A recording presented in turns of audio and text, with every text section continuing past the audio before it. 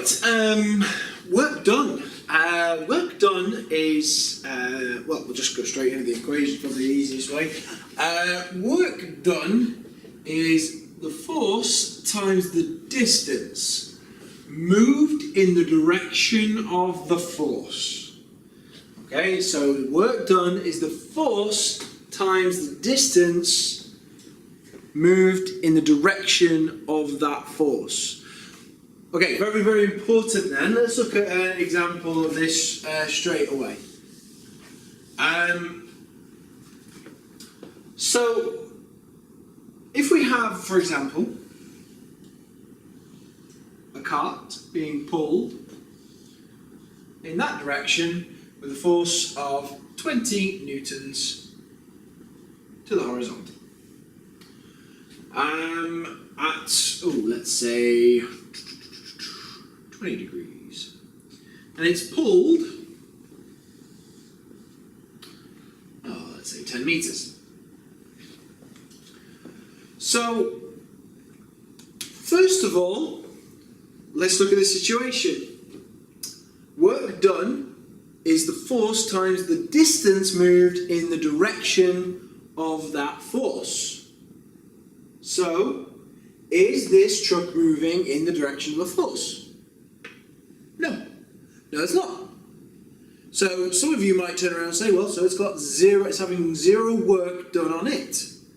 Well, no, not quite. Because what you may have seen here is that this vector here, this force, can be made up of a vertical and a horizontal component.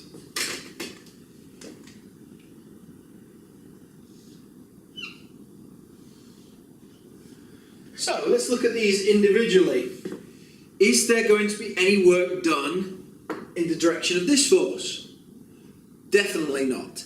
The truck is not moving upwards. There is no work done on it using that part of this, the vertical component of this. Is there work done by this force? Yes, there is. So this force here is doing all the work.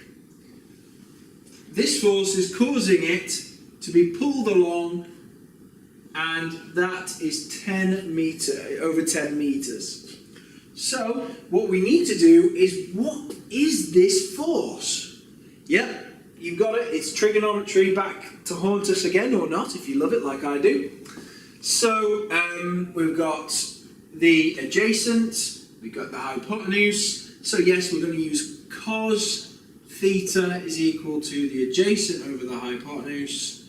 So we're going to have cos theta times by the hypotenuse equals A. So in this case, we've got cos of 20 degrees times by 20 is going to equal what the force in this direction is. If we plug that into our calculator, so cos 20. So we get 18.79 or 18.8.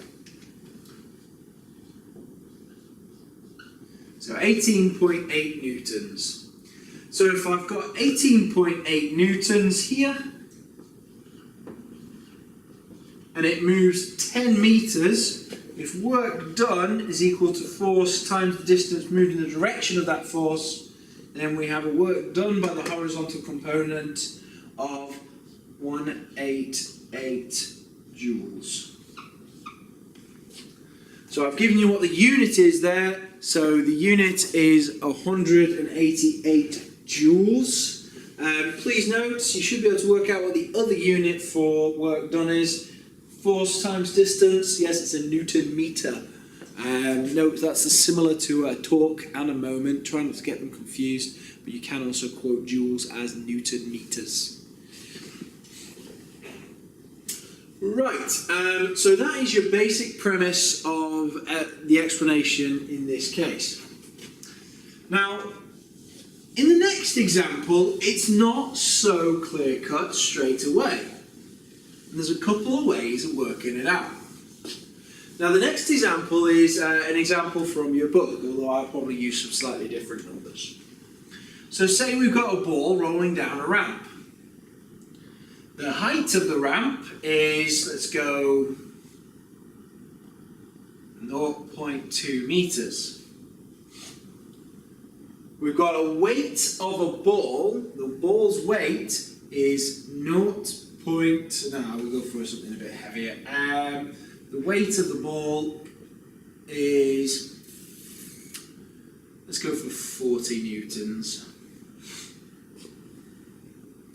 And it rolls down a ramp of length. Let's use the full on length. Let's go for 1.5 meters.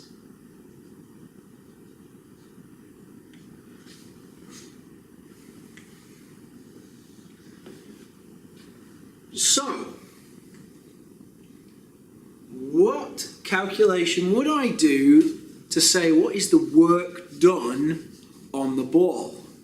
Now you've been given two distances here. Which one are you going to use?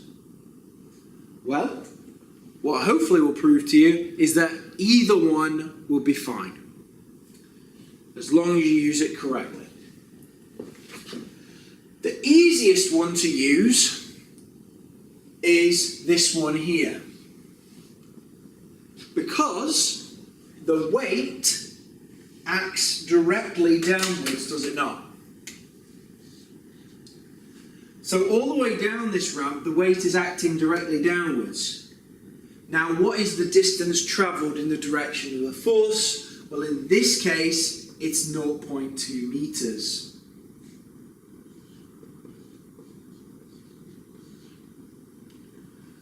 Okay, so 0.2 meters. So 0.2 times by 40,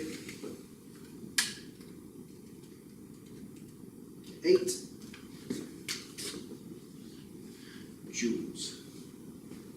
So that's the nice and simple way of doing that without any problems or complications, and we can just throw the numbers in. But you have to understand that it's moving in the direction of the force. Now, could you have used 1.5 and gotten the same answer?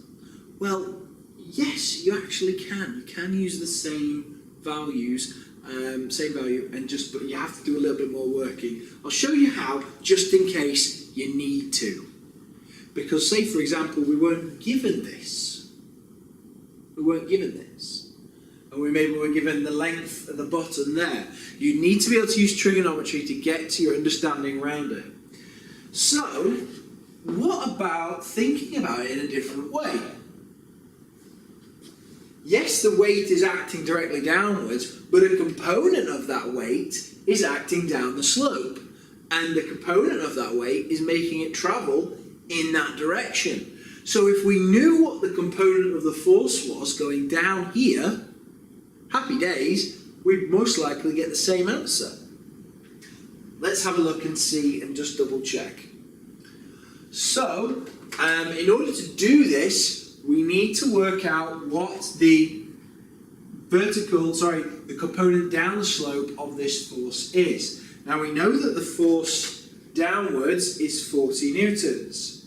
We don't have an angle and we don't have another force. So we're going to have to work out the angle from the information that we're given.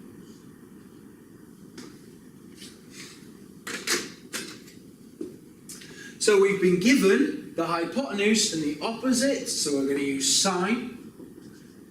And I'm just going to run through this to make sure, those of you shouldn't be doing this if you really, if you don't find trigonometry easy, you should be avoiding this method, but I'm showing you it just to show that you can actually do it either which way. So we want to work out the angle, so sine theta. We want to work out what theta is, so we're going to just quickly rearrange this to inverse sine of opposite of hypotenuse, so in this case is 0.2 over 1.5.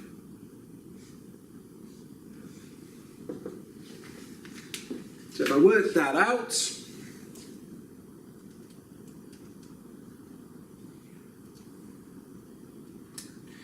I get 7.7 degrees. Right, so we're on for a winner now, because we can use the same ideas as we did in some of the previous videos about things moving down ramps. So we've got force there, there, and the one we're looking for down the ramp there. So what we have here is we've got our 40 newtons acting downwards. We know the angle from the geometry of the situation. I've been through that one before. 7.7 degrees there. So we've got exactly the same situation. We've just got some different numbers. So we're going to use sine of theta equals the opposite over hypotenuse. So I'm going to quickly do this. So sine of 7.7 times by 40 will give us our down the ramp.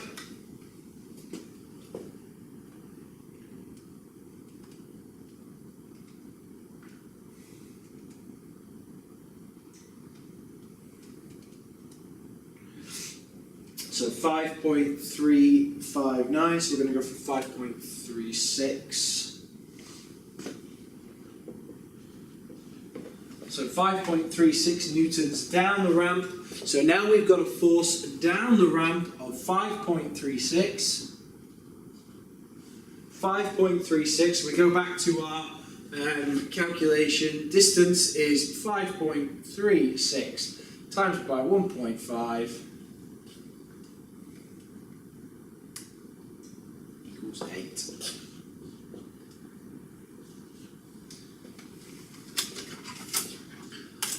Okay, so you could have worked that out either way. Just bear in mind that the easier way was if you had the displacement or the distance travelled in the direction of the weight in that case. Remember, if it doesn't move in a component or in the direction of that force, it doesn't get any work done on it. Generally, 90 degrees. So if the movement is at 90 degrees to a force, then that force is doing no work on that object.